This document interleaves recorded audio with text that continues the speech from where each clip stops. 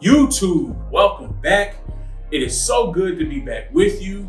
This is Mose Knows, and I am your host, Mose. Today, we are on episode 7 of the team-specific mock drafts. If you've been with me in this series so far, we're following the 2021 NFL draft order, and today, we are on the 7th team in that order, the Detroit Lions.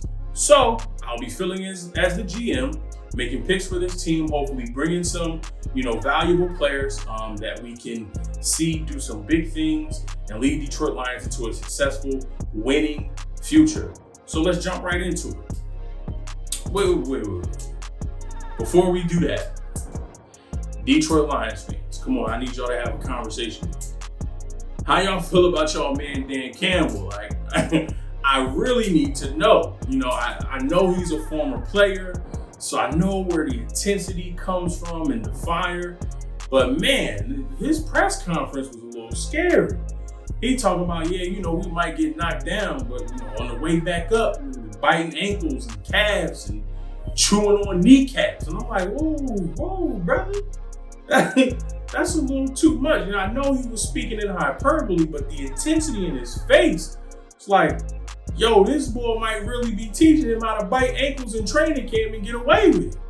So, y'all might have to deal with some of y'all players getting ejected and fined for, unsportsmanlike conduct, biting of the ankle. But y'all gotta let me know how y'all feel about Dan Campbell and that press conference and, what he's going to do for y'all team as the head coach. But let's jump right into this draft. We'll select the Detroit Lions here.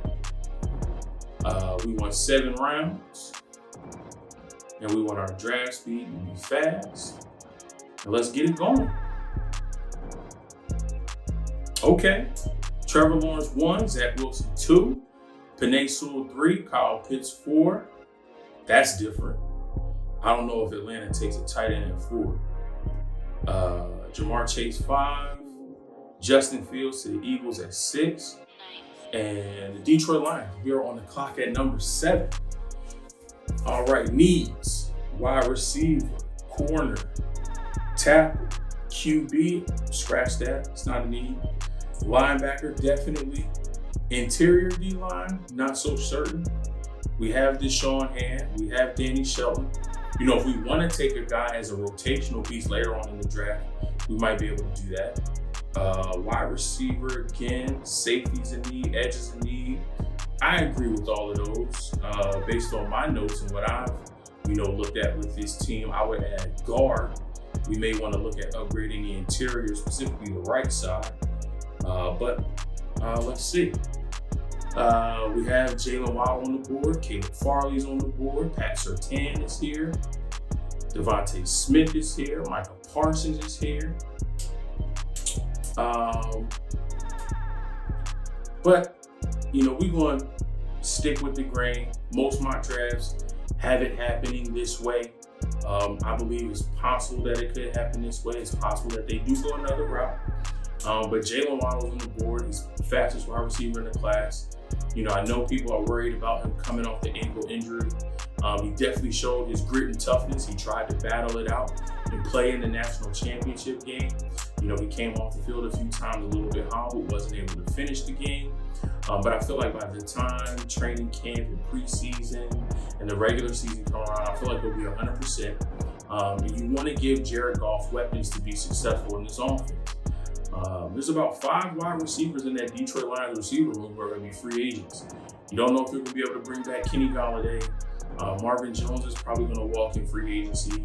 Danny Amendola and Mohamed Sanu are getting up there in age. Jamal Agnew is also a free agent. He might be looking to go somewhere else. So, with all those guys who are free agents, possible free agents, you may not be able to retain. You want to add bodies. I know we signed Tyrell Williams this offseason. He was released by the Raiders. We signed him to a deal, but we still need more weapons in that receiving room. And giving Jared Goff somebody like Jalen Waddle, somebody with that speed who can, stretch the field. I think that's a win in this spot. So we'll take Jalen Waddle, wide receiver from Alabama, at 7.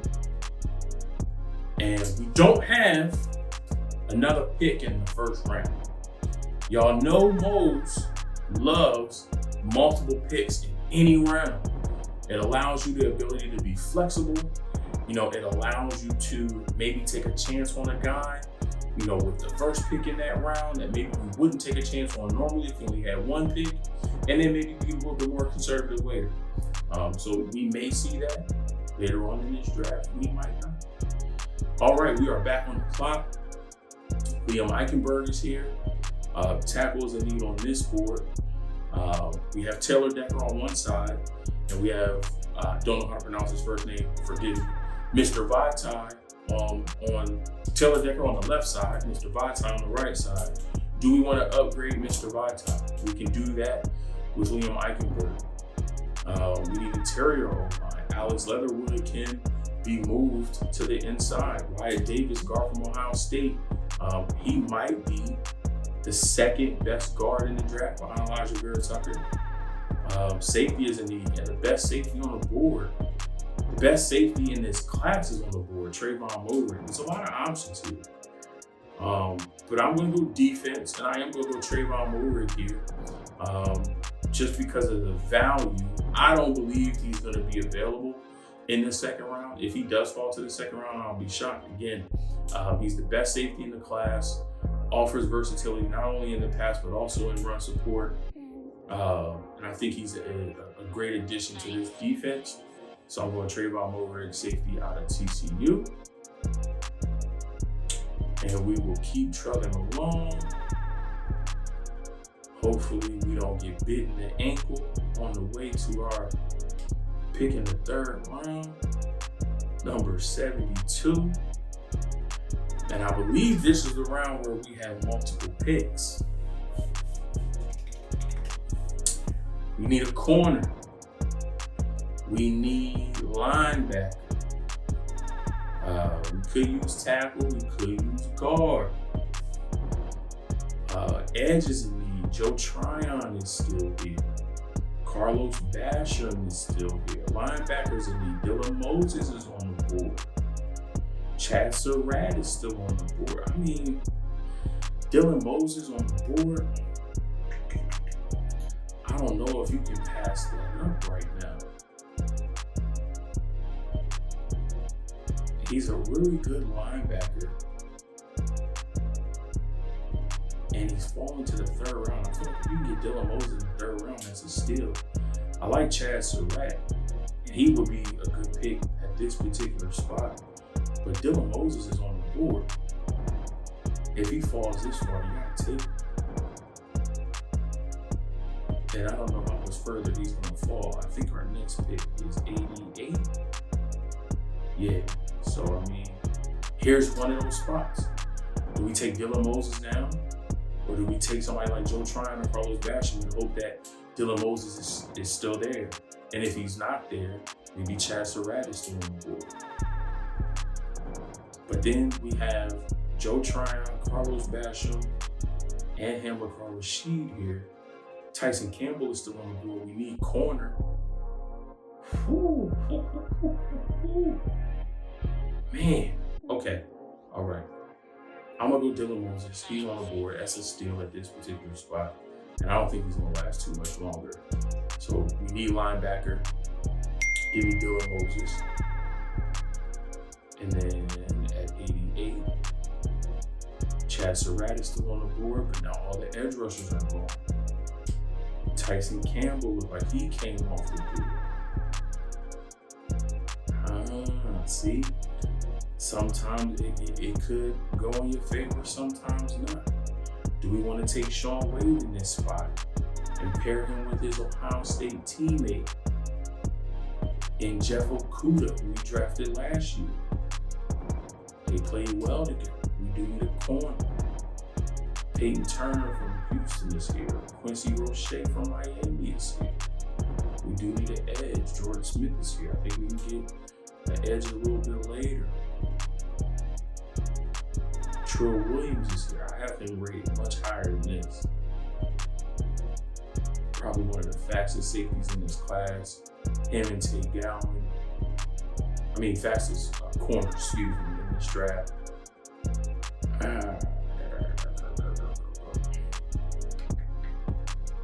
Sean Wade's stock did fall a lot, but he's a good corner in the right situation. He's probably going to do best in the slot as opposed to being outside.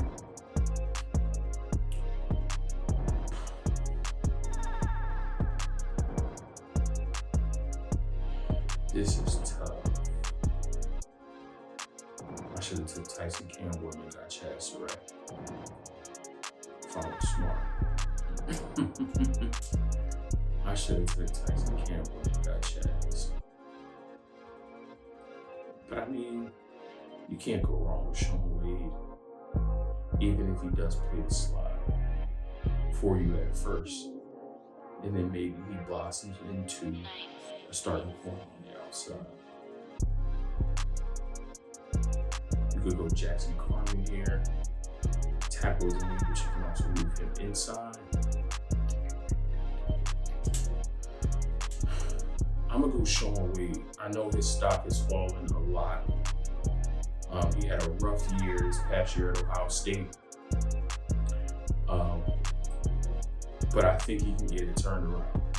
Pair him with his old college teammate, and let them both just kind of get back to, building each other up the way they were the year that they were together at Ohio State, because that's when the year that Sean Wade balled out. I know he had, a tough defense around him, just a bunch of studs on that defense. So, he had room for error. But with his skill set and the proper coaching, I think Sean Wade can return to being a decent and maybe even better than decent, a dominant corner. So I'm gonna take Sean Wade. I'm gonna take a gamble on Sean Wade, my second pick in the third round. And we are back on the clock at 112 in the fourth. And so far we take a look at who we drafted. Jalen Waddle, Trayvon Moore, Dylan Moses, Sean Wade. Heavy defense. I honestly think that defense is where we struggle. Defense is where we have more holes and more spots that need to be filled.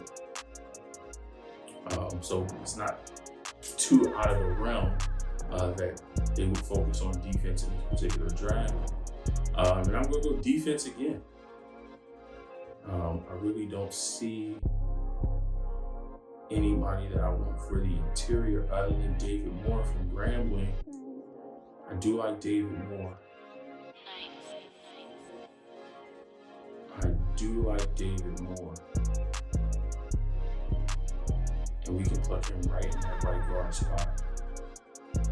I like Patrick Jones' edge. But there's a couple of edge guys here. Victor DiMukasey, Patrick Jones, Cameron Sample, Dalen Hayes, Rashad Weaver, Chauncey Golston, Shaka Tony.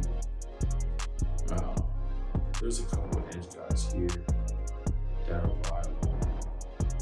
Interior O-line. David Moore, Ben Cleveland. Trey Jackson's here. Yeah, I'm gonna fortify that guard spot. I'm gonna go David Moore from the Grambling. I love what he's able to bring to the table as far as that interior guard spot. We're just gonna fortify that offensive line for Jared Goff, keep him protected, open up holes for DeAndre Swift. I'm gonna go David Moore, plug him at that right guard spot. And we are just going to sit and wait for our 5th round pick. I hope our kneecaps don't get gnawed off in the process. All right, we are coming up on the clock, 154. All right. So we went offense, 3 defensive players in a row, and then offense again. Wide receiver, safety, linebacker, corner, and guard. So edge is still a need. Tackle is a possibility. Let's see who we have at edge. Rashad Weaver's here. He fell a little bit. Chauncey Golston is here. He also fell a little bit. Shaka Toney from Penn State is here. But I'm going to go with Rashad Weaver from Pittsburgh. He's still on the board. I think he's a good fit for this defense, although we don't know exactly what scheme new coach Dan Campbell and his defensive coordinator is going to implement. I think Rashad Weaver offers versatility, and he'd be a good rotational pass rusher, in his rookie year and second year, and maybe blossom into a full-time starter at that position. Grabbing him in the 5th round here, I think is a bonus. I'm going to go Rashad Weaver, edge rusher out of Pittsburgh. And I believe, if I'm not mistaken, that will do it for the Detroit Lions in the 2021 NFL Draft. No 6th round pick, no 7th round pick. So while we're letting the draft finish up, let's talk about that. With 6 picks in the upcoming draft, do the Detroit Lions want to pass on Jalen Waddle at 7? Do they want to use that pick to obtain more draft capital? Do they want to take advantage of one of these QB needy teams and move out of that 7 spot, move back down, and acquire more picks throughout this draft? There are a lot of holes that need to be filled, and I don't think you're going to be able to do that with 6 picks in the draft. Now, in this particular series, we're not doing any trades. We're going straight through based on the picks that the team currently has. With these draft engines, the trading system is really convoluted.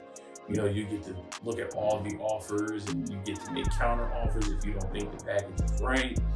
And it just becomes a big process, and it turns, this 15, 20, 25 minute video into 45 minutes to an hour, just going through all the trades and trading up and trading back. And it's a whole convoluted process. And we don't want to do all of that because, obviously trades will happen during the draft, but it's so random and you never know when a trade is coming and, how it's going to happen. The teams are involved.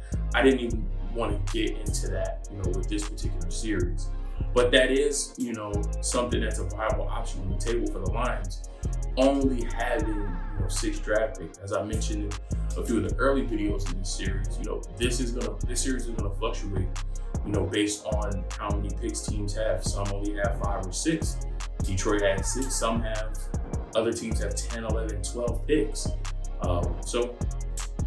But based off of, Detroit's picks, what they had without any trades, here's what we were able to do. So we got Jalen Waddle at 7, give Jared Goff a weapon on the offense. 3 straight picks, we went defense. So we went best safety in the draft at the top of the 2nd round, 41st overall pick, Trayvon Mullen, safety out of TCU. Then in the 3rd round with our the 72nd overall pick, we went linebacker Dylan Moses out of Alabama. At 88, also in the 3rd round, we took cornerback Sean Wade out of Ohio State. At pick 112, we took interior offensive lineman David Moore out of Grambling. We're going to plug him in at that right tackle spot. And then with our final pick in the draft, number 154 in the 5th round, we took edge rusher Rashad Weaver out of Pittsburgh. Again, I don't think you're going to be able to fill the holes that you need with these 6 picks.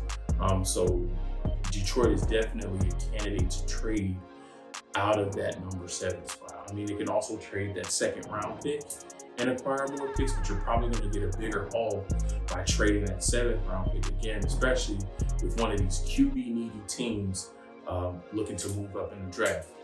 But that's going to do it for episode 7 in the Detroit Lions. If you stuck around this far, first I want to say thank you, and I appreciate you for tuning in. If you do me a big favor, if you hit that like button and drop a comment below. Detroit Lions fans specifically, I need 2 things from you. I need you to comment about what you feel about your head coach and his press conference and him moving forward and how he's going to lead this team. And then I need your thoughts on the draft. Let me know what you would have done differently. Let me know if you like it, if you don't like it. For everybody watching, I need you to do 2 things for me. I need you to hit that subscribe button. It only takes 2 seconds. Then I need you to take another 2 seconds and hop over to that bell icon and smash that bell icon for me so that you get notified when new videos drop here at Mose Knows. So this is episode 7. You hit that icon now, you'll get notifications when episode 8 drops. Again, thank you for taking the time to stop by Mose Knows. We'll catch you in the next episode. Peace.